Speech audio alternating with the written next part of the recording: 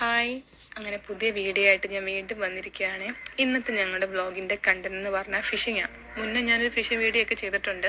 ഇത് രണ്ടാമത്തെ phishing video ആണ്. അപ്പം ഞാൻ കരുതി ഫിഷിങ്ങിന് പോകുന്ന വഴിക്ക് നിങ്ങൾ ഞങ്ങളുടെ ഐലൻഡിലെ ബോട്ട് ചട്ടിയും കാര്യങ്ങളും ഒക്കെ പരിചയപ്പെടുത്തിക്കൊണ്ട് പോകാമെന്ന് കരുതി. ഇത് ഞങ്ങളുടെ ബോട്ട് ചട്ടി, മടിഫുഷിയിലെ ബോട്ട് ചട്ടി. ഈ ചെറിയ ചെറിയ കാണുന്ന ബോട്ടുകളുണ്ടല്ലോ, അതിനിവിടെ ഡിങ്കി എന്നാണ് പറയുന്നത്. നമ്മുടെ ഈ ഐലൻഡിൽ നിന്ന് മറ്റു ഐലൻഡിലോട്ട് പോകാൻ വേണ്ടിയൊക്കെ നമ്മൾ ഈ ഡിങ്കി ഉപയോഗിക്കുന്നത്. ഇത് നമ്മുടെ ഫിഷിംഗ് ബോട്ട്, ഇവിടെ ധോണി എന്നാണ് പറയുന്നത് ഫിഷിംഗ് ബോട്ടിന്.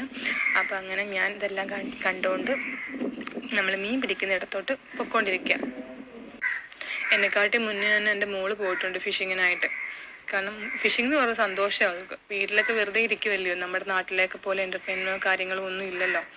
ഇവിടെ നിന്ന് പറഞ്ഞാൽ എന്താ, ചെറിയൊരു ഐലൻഡ്, 1.5 കിലോമീറ്ററുള്ള ഒരു ഐലൻഡ്. നമ്മുടെ നാട്ടിൽ ഷോപ്പിംഗ് കോംപ്ലക്സ് കാര്യങ്ങൾ, പാർക്ക് കാര്യങ്ങൾ എല്ലാം ഉണ്ട്. പക്ഷേ ഇവിടെ അങ്ങനെ ഒന്നും ഇല്ല. പക്ഷെ ഞങ്ങൾക്ക് ഇവിടെ ഭയങ്കര സന്തോഷമാണ് ഉള്ളത് കൊണ്ട്, ഓണം പോലെ എന്ന് പറയുന്ന പോലെ. അങ്ങനെ ഏതാണ്ട് എല്ലാവരും അവിടെ നിൽപ്പുണ്ട്. മീൻപിടുത്തമൊക്കെ സ്റ്റാർട്ട് ചെയ്ത് കഴിഞ്ഞു കേട്ടോ. ഞാൻ പറഞ്ഞു നിങ്ങൾ നടന്നു, ഞാൻ വീഡിയോ ഒക്കെ എടുത്ത് പതുക്കെ അങ്ങോട്ട് വന്നേക്കാമെന്ന്. ഇവിടെ ഭയങ്കര രസമാണ്, എല്ലാ ഭാഗങ്ങളും കാണാൻ, ഇവിടുത്തെ ഓരോ സ്ഥലങ്ങളും കാണാൻ നല്ല രസമാണ്. പിന്നെ എല്ലാവരും പറയും കണ്ടങ്ങ് മടുക്കും. പിന്നെ ഞാൻ ഇവിടെ കേട്ടു ഇതുപോലൊരു ബ്ലോഗ് പറയുന്നത്, എന്താ 3 ദിവസം താമസിക്കാൻ വേണ്ടി മാത്രമുള്ളൊരു സ്വർഗം, അത് കഴിഞ്ഞാൽ നരകം. ഒരർത്ഥത്തിൽ കറക്റ്റാണ്. പിന്നെ എന്നെ സംബന്ധിച്ചുള്ള അതങ്ങനെ തോന്നിയിട്ടില്ല എനിക്ക്.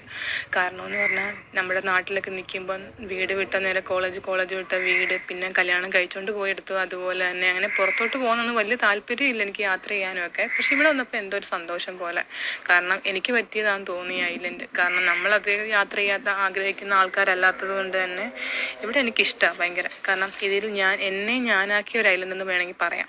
നമ്മൾ എപ്പോഴും ആഗ്രഹിക്കുന്ന ഫൈനാൻഷ്യൽ സ്റ്റെബിലിറ്റി ആണല്ലോ, അത് എനിക്ക് ഇവിടെ വന്നിട്ട് എനിക്ക് കിട്ടിയത് തന്നെ ആ സന്തോഷവും കാര്യങ്ങളും എല്ലാം. അതുകൊണ്ട് തന്നെ ഇതെനിക്ക് നമ്മുടെ വീടിനെക്കാട്ടി ഏറ്റവും സന്തോഷം തരുന്ന ഒരു സ്ഥലമായിട്ട് പലപ്പോഴും തോന്നിയിട്ടുണ്ട്.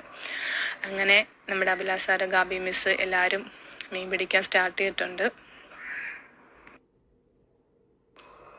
അങ്ങനെ മീൻ പിടിക്കുന്ന കൂട്ടത്തിൽ ഓരോരുത്തരുടെ തമാശകളും കാര്യങ്ങളും വിശേഷങ്ങളും ഒക്കെ പറഞ്ഞുകൊണ്ടിങ്ങനെ ഇരിക്കും. കഥ കേട്ടിരിക്കാൻ തന്നെ നമുക്ക് ഭയങ്കര ഇഷ്ടമുള്ളൊരു കാര്യമാണ്. അങ്ങനെ ഓരോരുത്തരും, കാരണം ഒരു ടീച്ചർ മാത്രമല്ല ഇവിടെ ഉള്ളത്, കുറേ പേരുണ്ട്. ഞങ്ങൾ ഒരുമിച്ചൊക്കെയാണ് പോകുന്നത്. ഇന്ന് ഈ വീഡിയോയ്ക്കകത്ത് എല്ലാവരെയും ഇങ്ങോട്ട് ഉൾപ്പെടുത്താൻ പറ്റിയില്ല കേട്ടോ. അപ്പം അടുത്ത വീഡിയോയ്ക്കകത്ത് എല്ലാ ടീച്ചേഴ്സിനെ ആരൊക്കെയാണ് എന്തൊക്കെയാണെന്നുള്ളതെല്ലാം വിശദമായിട്ട് പറഞ്ഞു തരാവേ. അങ്ങനെ ചെന്നിട്ട് തന്നെ പെട്ടെന്ന് തന്നെ മീൻ കിട്ടുന്നുണ്ട്. സാധാരണ കുറേ സമയങ്ങളിലൊക്കെ വെയിറ്റ് ചെയ്തിട്ടൊക്കെയാണ് കിട്ടുന്നത്. പക്ഷേ ഇപ്പോൾ എന്താണെന്നറിയില്ല, ചെന്ന് ഇരിക്കുമ്പോൾ തന്നെ നമുക്ക് നല്ല നല്ല മീനുകളൊക്കെ കിട്ടുന്നുണ്ട്. പക്ഷേ ഇവിടെ നിന്നൊക്കെ മീനൊക്കെ കഴിച്ചിട്ട് നമ്മൾ നാട്ടിൽ പോകുമ്പോഴേ നാട്ടിലെ മീൻ കൊള്ളില്ലെന്ന് തോന്നുക. ഇവിടെയൊക്കെ നമ്മൾ ഫ്രഷ് ആയിട്ട് കിട്ടുന്ന മീനല്ലയോ. നാട്ടിൽ 2-3 ദിവസം കഴിഞ്ഞ് കിട്ടുന്നതും ഒക്കെ പഴകിയതൊക്കെ ആയിരിക്കുമല്ലോ, എല്ലായിടമൊന്നും ഇല്ല. എന്നാലും നമുക്ക് ഇവിടെ നിന്ന് കഴിച്ചിട്ട് പോകുമ്പോൾ നാട്ടിൽ ചെല്ലുമ്പോൾ മീൻ വേണ്ടാന്ന് തോന്നുക. ഒരു ടേസ്റ്റ് ഇല്ല, വേറെ എന്തോ ടേസ്റ്റ് പോലൊക്കെ തോന്നുക. ചെറിയ പ്രായം മുതൽ എനിക്ക് മീനോട് ഭയങ്കര ഇഷ്ടമായിരുന്നു കേട്ടോ. ഇഷ്ടം പോലെ മീൻ കഴിക്കും. പണ്ട് എൻ്റെ അമ്മ പറയായിരുന്നു, നിന്നെ ഒരു മീൻകാരനെ കൊണ്ട് കല്യാണം കഴിപ്പിക്കുന്നു. അത്രയ്ക്ക് ഇഷ്ടമായിരുന്നു എനിക്ക് മീൻ കഴിക്കാനൊക്കെ. പക്ഷെ നമ്മളുടെ അന്ന് നമ്മൾ വാങ്ങിയൊക്കെ കഴിക്കും. പക്ഷേ ഇതുപോലെ തീവില കൊടുത്ത് നമ്മളൊന്ന് വാങ്ങി കഴിക്കാറോ എടുക്കാറോ ഒന്നും ഇല്ല. അത്രയ്ക്ക് അങ്ങ് നമ്മളുടെ ആഗ്രഹം തീരുന്നത് വരെ അങ്ങനെ നമ്മൾ കഴിക്കാറില്ലല്ലോ. പക്ഷേ എൻ്റെ ആഗ്രഹം തീരുന്നത് വരെ കഴിച്ചത് ഞാൻ ഈ മാൽദീവ്സിൽ വന്നിട്ടാണേ. ഇഷ്ടംപോലെ നമുക്ക് കഴിക്കാൻ കിട്ടും. എത്ര വേണമെങ്കിലും നമുക്ക് കഴിക്കാം. ഒരു ഫ്രിഡ്ജിലിരിക്കുന്നത് തീർന്നിട്ട് വേണം അടുത്തേയും കൂടെ വെക്കാൻ. ചില സമയത്ത് ഫ്രീസറിലേക്ക് നമ്മളെടുത്ത് കളയാറുണ്ട്. അതേപോലെ മീൻ കിട്ടാറുണ്ട് ഇവിടെ. പക്ഷെ ഇവിടെ നമ്മൾ കാശ് കൊടുത്ത് വാങ്ങുന്നതെന്ന് പറഞ്ഞ നിയമേ മാത്രമേ ഉള്ളൂ കേട്ടോ. അങ്ങനെ സാന്തു കാത്തിരുന്നത് പോലെ അവൾക്ക് മീനെ കിട്ടി. മീനെ കിട്ടുമ്പോൾ സാന്തുവിനുള്ള സ്വർഗം കിട്ടിയ സന്തോഷമാണേ. ഭയങ്കര ഇഷ്ടമാണ് മീൻ പിടിക്കാനുള്ളത്. പക്ഷെ മീനിങ്ങനെ അടുത്ത് കാണുമ്പോൾ പേടിയുമാണേ.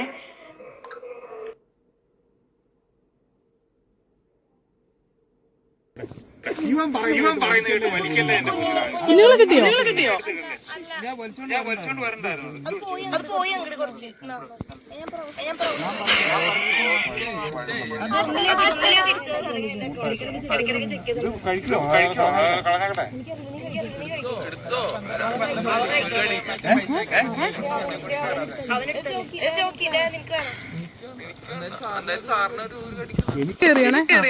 എറിഞ്ഞോ.